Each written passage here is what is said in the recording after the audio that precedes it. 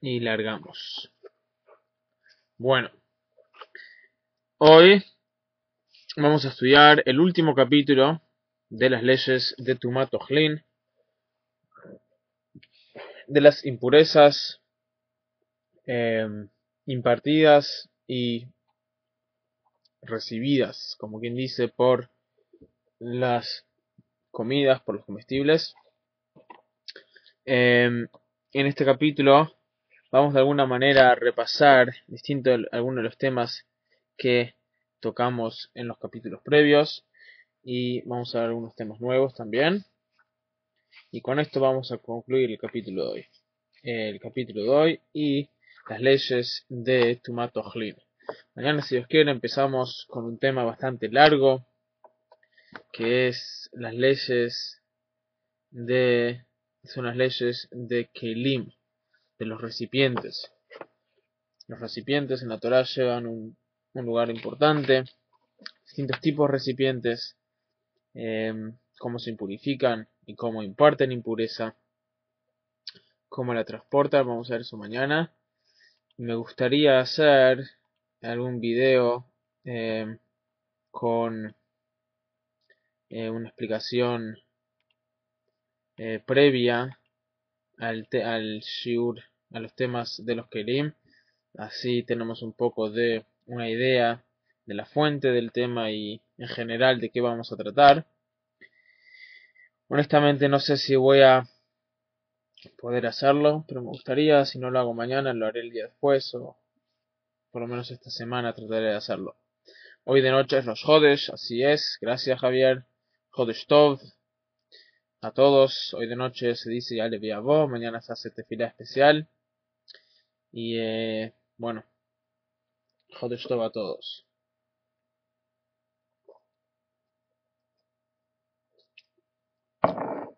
Bueno, estamos en las leyes de Tumat Ojlin. Perek Shisha Asar, capítulo 16, Halaja Aleph. Dice el Rambam así: Kol ha'agudot שבשווקים וכל הקמחים וכל השלטות שבשווקים בחזקת מוכשרים. Cuando uno encuentra verduras o harina refinada en una feria, probablemente que esa verdura o esa harina común o refinada, probablemente que ya sea susceptible a impureza.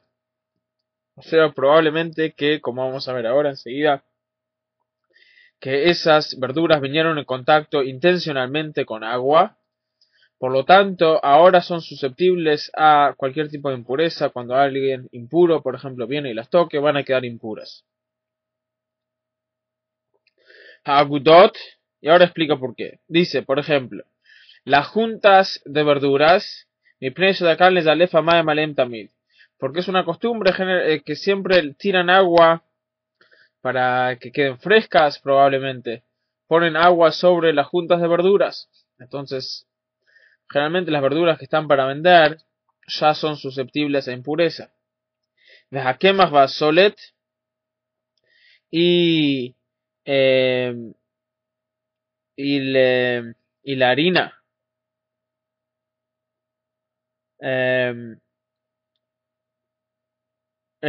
harina y el solet, ¿sí? O sea, y los granos también son generalmente susceptibles a impureza. ¿Por qué? Porque los lavan antes que los muelen para sacarle la harina, los lavan. Entonces ahí también vinieron intencionalmente en contacto con agua, entonces ahora son susceptibles a impureza. Vejein gitin shecholkin otom berechaim אחת לשתיים ואחת לשלוש כדי לעשות מהם מעשה גדילה כגון עריפות כיוצא בהם בחזקה מוכשרים בכל מקום בין של שווקים בין של בתים בני שנותנים אותו להשיג ליבתם. Y así también cualquier tipo de grano, dice Rambam, en efecto, también es susceptible a impureza. ¿Por qué? Porque la manera más fácil de sacarle la cáscara a los granos es a través de mojarlos primero. Por lo tanto, generalmente cuando uno tiene un grano, sí, cebada o trigo, lo que sea, eh, si ya lo compró cuando ya pasó por lo menos la primera parte del proceso, del procesado, generalmente ya vino en contacto con agua conscientemente, por lo tanto tiene un estatus de algo que es susceptible a impureza. Alajabet, dice el Rambam ahora más aún. Todos estos casos que mencionamos en Alajá Aleph, de los distintos granos y de las verduras y harina que son susceptibles a impureza, el Rambam dice no solo que son susceptibles a impureza, sino que están impuros. ¿Por qué? ¿Por qué? Porque siendo que están a la venta, siendo que ya están en el final de su proceso, todo el mundo viene y los toca. Siendo que todos vienen y los tocan, entonces ahí probablemente ya están impuros, porque se hicieron susceptibles a impureza a través de venir en contacto con agua. Y después están ahí en el mercado, todos vienen y los manotean, y los prueban, y los tocan.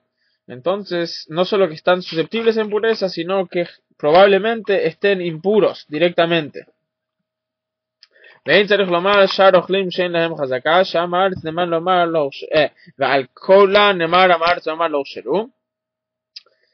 ואין צריך לומר שאר אוכלים שאין להם חזקה, שעם הארץ נאמר לומר לא הוכשרו.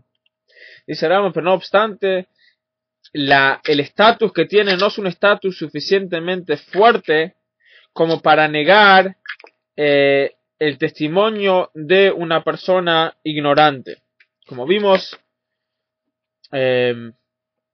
hace varias semanas atrás, que los ignorantes, aquellos que no conocen las leyes de impureza, no se les cree con respecto a muchos de los temas porque no saben. Pero en este caso sí se los cree. ¿Por qué? Porque si ellos dicen que esta harina no quedó impura, o sea que nadie impuro lo tocó, se le cree. ¿Por qué? Porque el estatus, aunque tiene un estatus de impuro, dice el Rambam, ¿sí? ¿Por qué? Porque mucha gente lo toca después que llegó a ser susceptible de impureza. No obstante, ese estatus no es suficientemente fuerte como para negarle la confianza a una persona ignorante.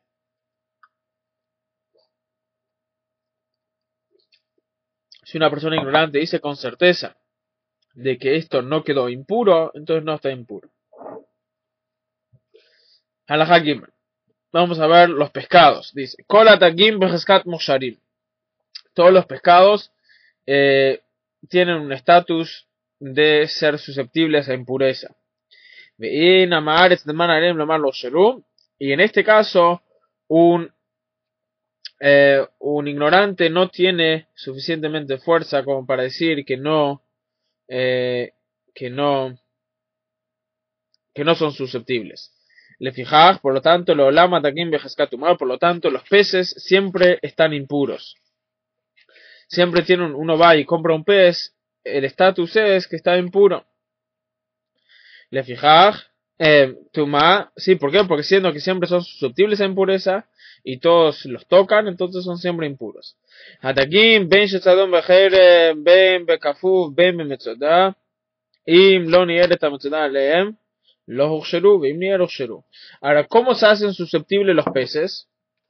Entonces, vimos anteriormente que el agua que le tiene que llegar a algo para estar considerado susceptible a impureza, le tiene que llegar a la comida, aquella cosa le tiene que llegar conscientemente.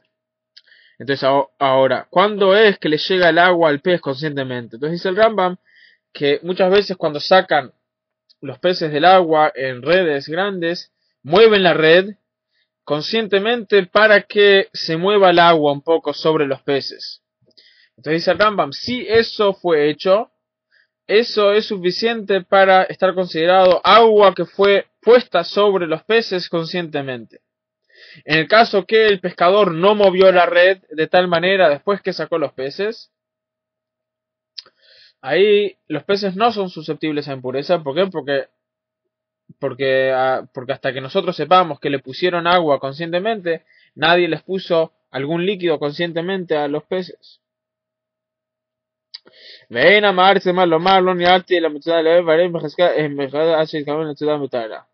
¿Sí? Y tampoco se le cree en este caso a un ignorante. Si un ignorante dice que él no le movió la red a los peces, no se le cree hasta que no se le cree y los peces solo no son susceptibles a impureza cuando uno fue y se cuidó, se fue y conscientemente pescó de una manera sabiendo de no mover la red. Porque generalmente la gente sí mueve la red de tal manera de que terminan siendo susceptibles a impureza. Halajá Dalet. Kol hatzir becheskat mukhshar. No sé cómo se dice esta palabra. A ver.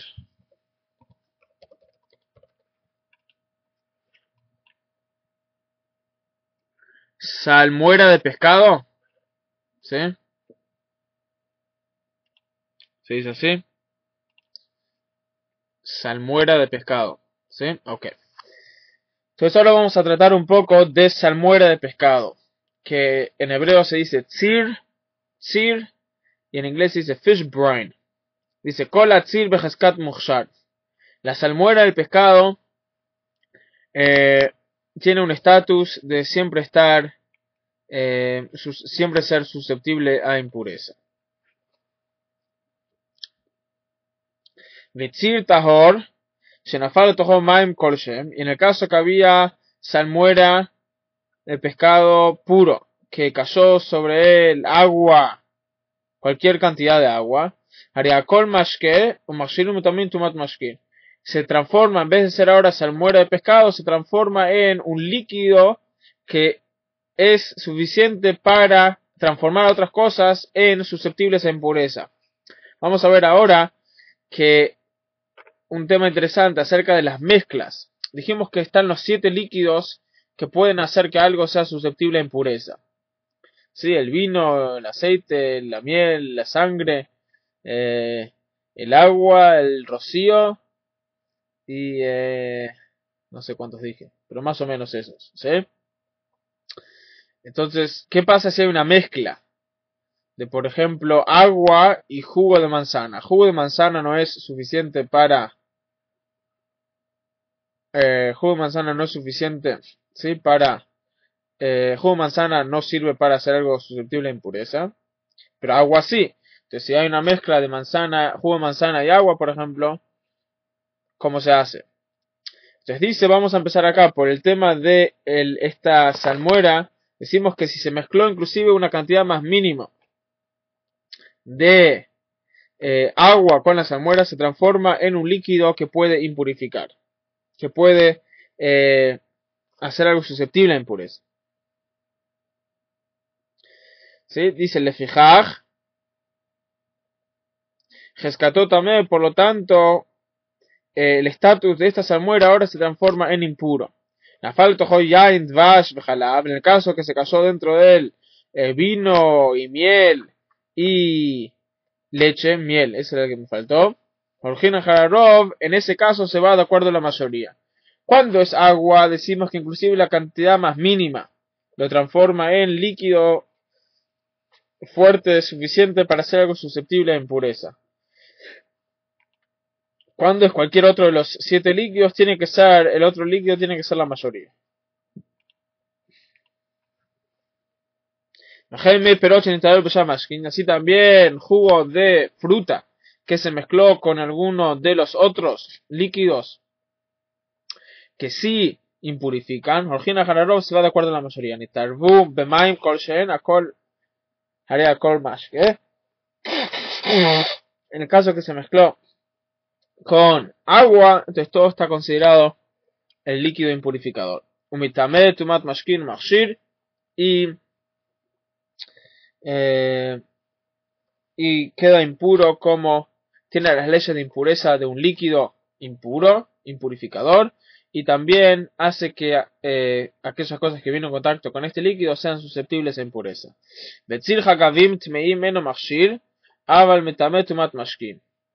Y la salmuera de peces no kasher, o sea, de langostas no kasher.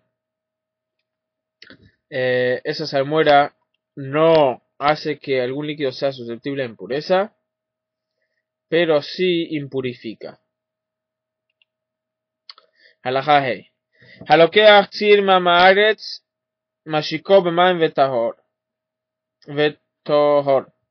Uno que agarra salmuera de una persona ignorante, entonces ¿qué hace? Dice, lo mezcla un poco con la mikve y con eso ya lo purifica. Shima ya robatzil maim. ¿Por qué dice así? Porque si la mayoría de la salmuera era agua, entonces las aguas se purifican al estar en la mikve.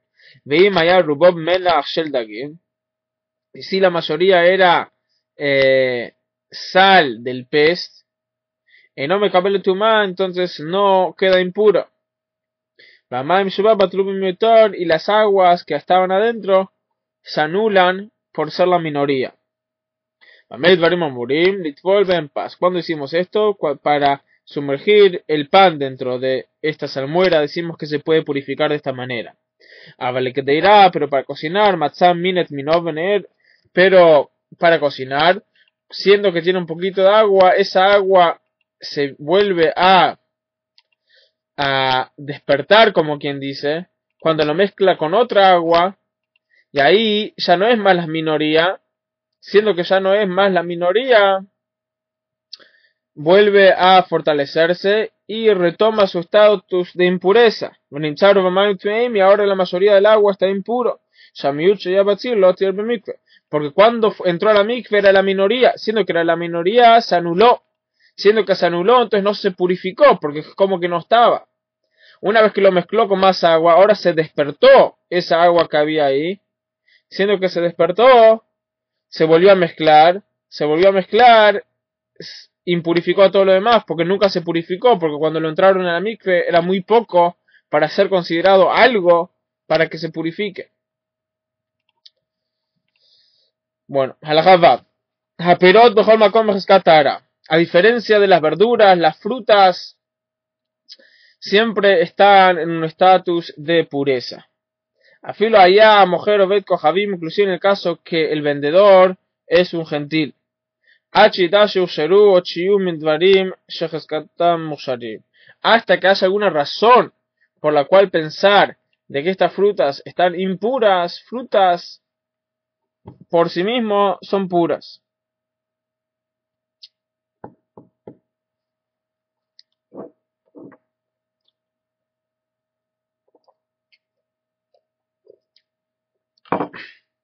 Halajá zayin. Haog bechol makom becheskat tuma. Un tipo de, no sé cómo se dice,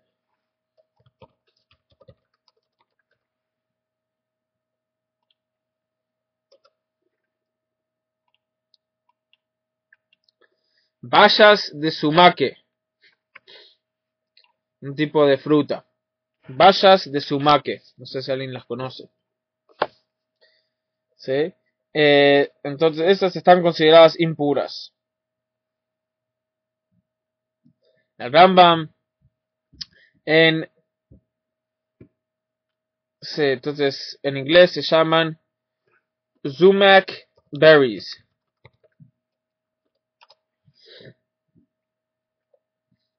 Son en su explicación a las Mishnayot, el Rambam explica que estas bayas son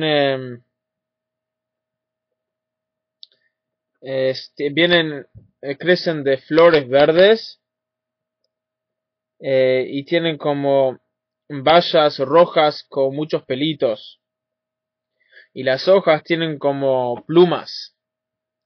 Esa es la descripción que da el Rambam para esta fruta.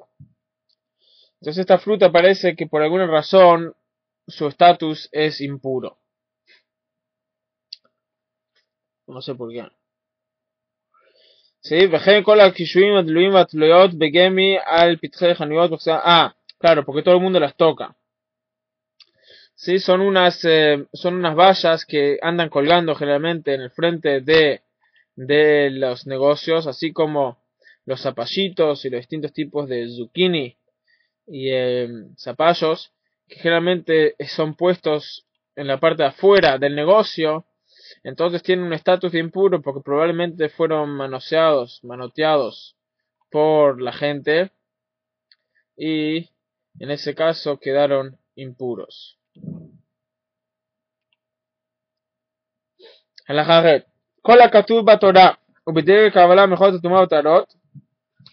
Ahora termina concluyendo este capítulo y con eso concluye todo el tema de las frutas, de las comidas impuras, con un tema en general, o sea, vamos a ver a quién, o sea, cuándo es aplicable todos estos temas de las comidas impuras y no.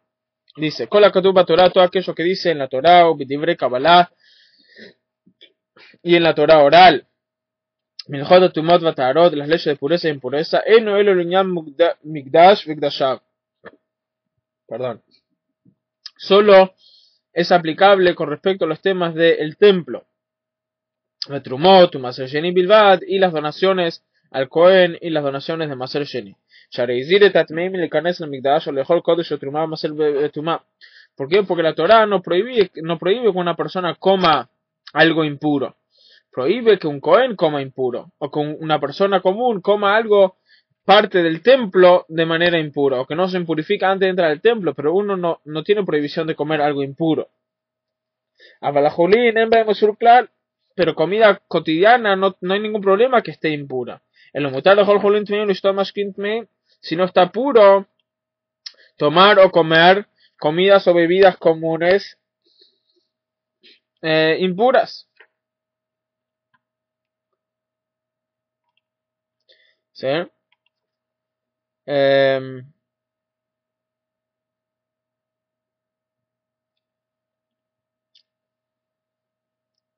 Harenemar Batorá, como dice en la Torá, dice, va a basar a dice en la Torá, en Levítico 7:19, que la carne que viene en contacto con una persona impura no se puede comer. Meklal Shahulim Mutarin, y ahí está hablando sobre carne de un sacrificio. O sea que solo la carne de un sacrificio que quedó impura no se puede comer. Aprendemos de ahí que carne común y así también cualquier otra comida que quedó impuro sí se puede comer. Meklal Shahulim Mutarin, yo no me da ver el pasar que allí. Imke, mi prima nema, te pregunta el Rambam si es así, que se puede comer comida común, impura. Mi prima nema, ¿por qué dice en la Torah, por qué dice Harishon Shebahulin Tameh, Vasheni Pasul? ¿Por qué dice que comida cotidiana, que es un rishon la tumá, está impuro y el sheni está pasul, está descalificado? Sí, o sea, si se puede comer comida cotidiana impura, ¿qué importa si se impurifica? ¿Por qué nos tiene que decir que la comida cotidiana, hay comida cotidiana que es nivel 1 y nivel 2 de impureza, etcétera? ¿Qué importa? Si se puede comer igual, entonces, ¿a quién le importa? Dice, dice, no nos dice eso para enseñarnos que no se puede comer, sino al revés, nos dice con respecto a las leyes del templo y los sacrificios. O sea, para mostrarnos que en el caso para enseñarnos, que en el caso que un sheni julil, con una comida cotidiana que está en el segundo nivel de impurificación, toca comida santificada, Salava Shlishi lo descalificó y lo hizo Shlishi. Y si lo hizo, y si tocó comida del templo, si tocó comida trumá, lo descalificó y lo hizo shlishi. Y si tocó comida del templo, lo impurificó y lo hizo shlishi, como explicamos. Y así también una persona que comió comida cotidiana impura, que era sheni, y después tocó algo de trumá, Salah lo descalificó. O sea, no aprendemos de ahí que está prohibido comer comida impura. Al revés, está permitido.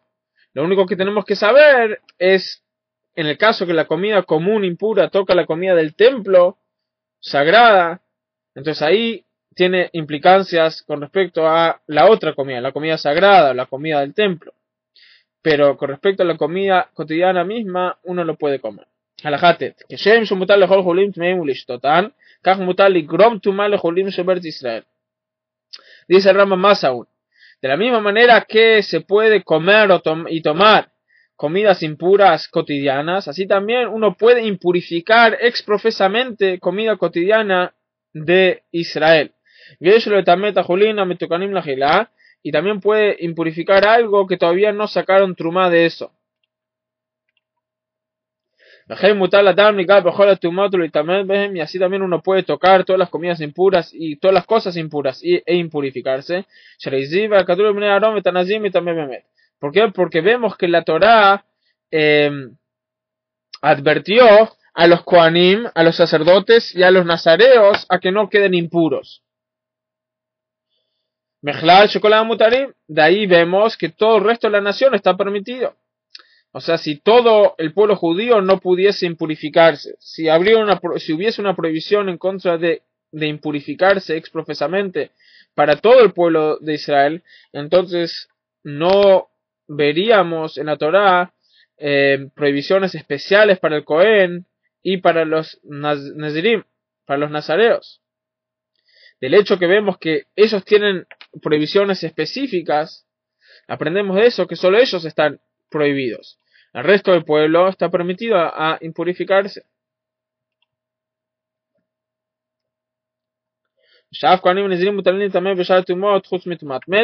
Y no solo eso, sino que también los Kohanim y los nazareos se pueden impurificar con otras impurezas. La única impureza que no se pueden impurificar es la impureza de un cadáver.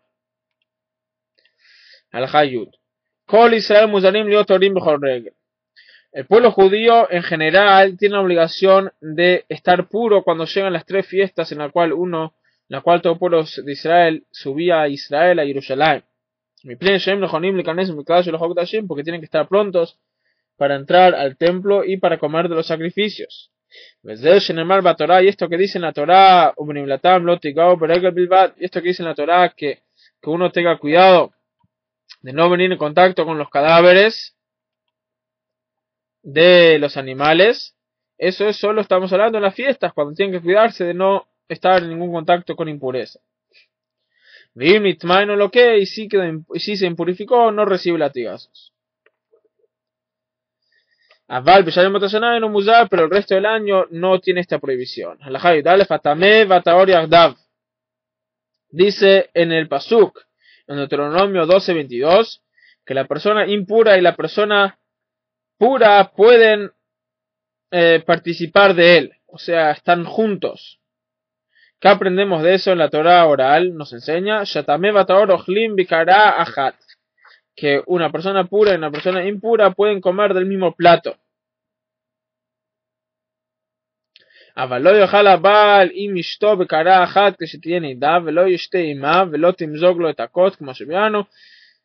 Pero que un hombre no coma del mismo plato de su mujer cuando su mujer está en un estado impura, ni tampoco que no le sirva un plato y que no le dé de tomar vino, como explicamos en las leyes de estos temas. La diferencia de una persona pura no tiene prohibición de compartir un plato con una persona impura. O sea, no tememos que se va a impurificar de esa manera, etc. No, Tzarat es otro tema. Tzarat es un tema aparte. Tzarat tiene la obligación de apartarse. Y una persona que tuvo un flujo, un hombre y una mujer, que los dos tuvieron flujos naturales, que no coman juntos. ¿Por qué? Porque quizás van a llegar a ser una verá, a tener una relación promiscua juntos, que está prohibida. Alajayit Bet. Concluye el Rambam estas alajot diciendo: no obstante, aunque acabamos de ver extensamente que está permitido comer y tomar comidas o bebidas impuras, un israelita tiene permitido hacerlo. Hasidim Arishonim, los Hasidim originales, la gente piadosa de las generaciones antañas, no obstante, ellos se cuidaban de no venir en contacto o no comer o tomar ningún tipo de comida o ningún tipo de cosa impura.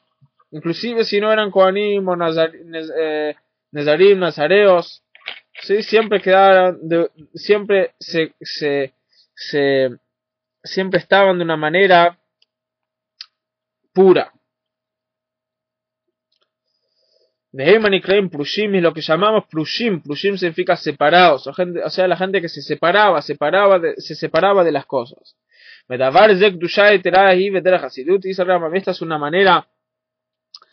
medida extra de piedad y de santidad. Que una persona se aparte de gente en general, o sea, de la nación en general, que no coma y no tome con ellos y no los toque. ¿Por qué? Porque en general, cuando una persona se aparta, eso trae pureza especial, no solo pureza física, sino también trae que no llega a hacer cosas malas. Y la pureza del cuerpo trae a la santidad del alma, de las ideas erróneas, y la pureza del alma, la santidad del alma, trae a compararse, a asimilarse, a Dios.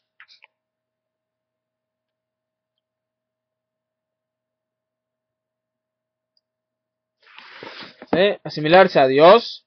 Shenemar, como dice en el Pasuk, en Levítico 11:44,